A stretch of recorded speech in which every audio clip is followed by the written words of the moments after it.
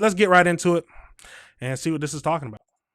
So a cheerleader at the University of Kentucky arrested after police say a dead baby was found in her closet. Garrett Tenney has the details on what we're learning about this. Garrett, hello.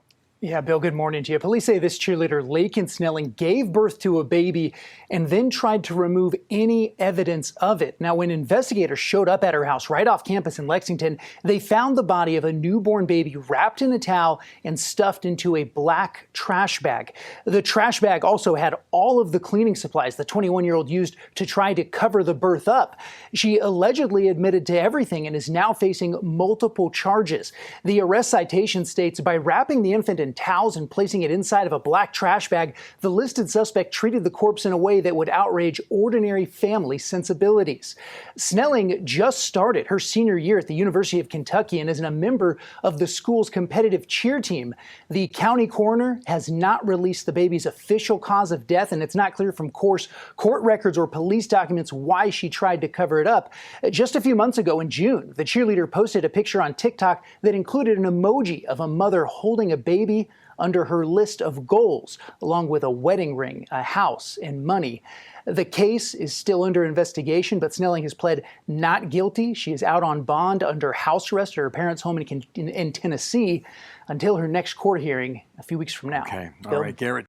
Absolutely crazy. They said she posted a picture. She got a wedding ring, a emoji holding a baby. So that was obviously her goals. Her goals was to be a mother. If we ask her my opinion, it was either she wasn't ready to be one. I don't know about, the main thing is how the baby died. Was it stillborn, or did she do something to it? We got to wait to see. I don't know if we got another video to get into. I don't know if that covers it, but oh my God. Tragic. It's absolutely tragic. This baby had to. Oh my God. There's nothing to say. There's nothing to say. Some people are, if we're being honest, horrible human people, horrible human beings. And she was one. We got to be honest about it. My question is, who was the father? That is another question. Who was the father? Did the father know he was pregnant? Absolutely crazy. But let's get over into this next video that gives a little bit more detail into it and see what's happening, but it's crazy. Welcome back to Opening Statements. This morning, we're shining our spotlight on the University of Kentucky cheerleader, Lakin Snelling, who's accused in a case involving her deceased baby. So the 21-year-old is out of jail after her arrest over the weekend. Authorities say that her deceased infant was found inside of a closet at Snelling's home. They say the infant was found wrapped in a towel and placed inside of a black trash bag. She is facing charges of abuse of a corpse, tampering with evidence, and concealing the birth of an infant. This is what we believe to be Lakin Snelling's latest TikTok post. Among her goals, a family emoji and a mom nursing a baby emoji. Okay. Now, Snelling was in court on Tuesday, where she pleaded not guilty, posted a $100,000 bond, and is now on home confinement. Her next court date is September 26. Now, I want to be very clear. She's not facing murder charges. Okay? It seems that investigators are going to try to determine the baby's cause of death and then proceed accordingly. So it's unclear how the baby died at this point. So that is the reason that you're not hearing murder as one of the charges. And we don't even know if it's applicable. So I want to be very clear about that. Let's bring in our expert guest and talk a bit about this death investigation, what it may yield and how long it may take. I want to welcome in board-certified forensic pathologist Dr. Priya Banerjee and forensic death investigator and professor at Jacksonville State University, Joseph Scott Morgan. Good morning to you both. Professor Joe, starting with you, please. Police say the Fayette County Coroner's Office are the ones who are investigating this infant's cause of death. How long would you expect this to take? I would imagine that the pathologist that's leading this case for the coroner is not going to take an incredibly long time in order to come back with a cause of death. And that's very important here, because as you mentioned off the top, there are no homicide charges at this point, okay?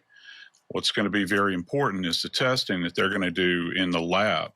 I keep a very close eye on any information that's coming out of the coroner, because that is going to be the tale of the tape.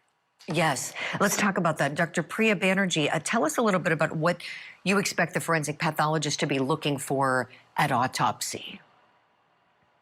So these are incredibly complex cases. I've handled not quite a few, but a few in my career, and I'm glad they're limited to that.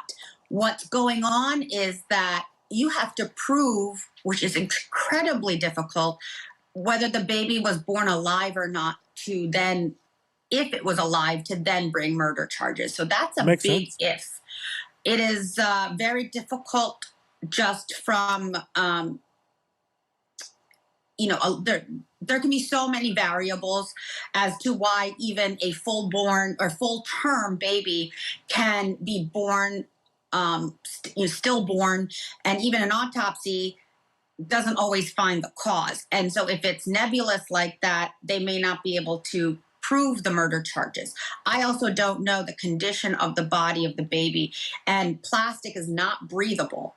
And so that can promote decomposition very quickly, sort of, help the tissue disintegrate more. Absolutely crazy. I don't think we need to go too far into this, but let's watch. Let's watch. Get what's called macerated, and so that can also limit how accurate any autopsy findings are. And I just want to highlight that there have been a lot of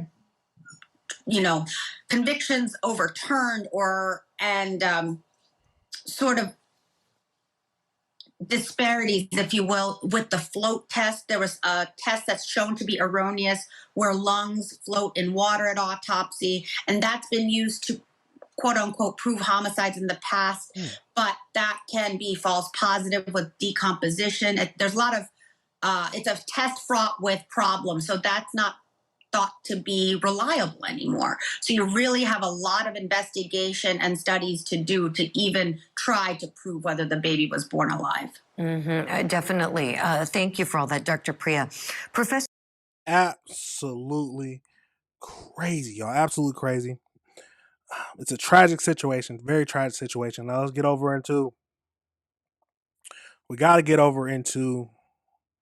so this article I just found from Fox News. So we got to make sure it's a reliable article that we can, at least some kind of reliable source. So our coroner revealed Wednesday that the cause of death remains inconclusive for the newborn alleged hidden in the closet by the University of Kentucky student athlete. The Fayette County Coroner Office in Lexington, Kentucky said that in a statement that the autopsy of the male infant was complete, but the findings were inconclusive as an extensive microscopic analysis are essential to determine the cause of the manner of death. So officials with the Lexington Police Department took the infant's mother Sunday. So we already know all that. Let's see. She admitted to giving birth. She pled guilty in court Tuesday, according to the reports. They're saying it's inconclusive right now. I don't know if this, but the findings were inconclusive as extensive microscopic analyses are essential to determine the cause and manner of the death. So, okay, so it's inconclusive right now, but they're still looking for more information. It takes an extensive microscopic analysis. So we got to wait to see if the charges will increase to murder, and if it does, she's going to be in jail for, well, does she? Is it jail? She might be in jail for a little while, but she might end up taking a plea to not have any jail time and on probation. If it was stillborn, if the baby was stillborn, but absolutely tragic, y'all. Absolutely tragic. It's still in this. There was no mention of the father. I don't know if she ever mentioned the father in her court. Did the father know? So many questions that I want to ask, but